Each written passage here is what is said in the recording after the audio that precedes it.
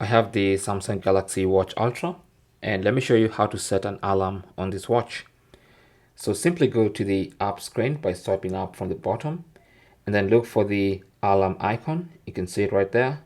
Tap on it, and then tap on add on watch. And then now it's time to set an alarm. So let's say you want an alarm for 7:30 a.m.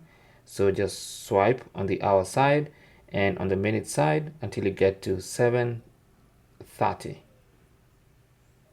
Okay, now once you do that, tap on next. And then here you can choose how your alarm behaves. Do you want it to repeat weekly? Or you can choose specific days for that alarm. Now I'm going to choose all weekdays and leave out Saturday and Sunday. And then tap on done. And then I can choose the alarm name. If I want to name that alarm, I'll call mine Hustle and tap on the check mark. And then choose the alarm sound. This is basically the sound that you hear when the alarm goes off. Okay, so we have a default sound, which is this, but then of course you can choose something different. And then choose whether you want vibration or not. If you don't want your alarm to vibrate on your wrist, just turn that off.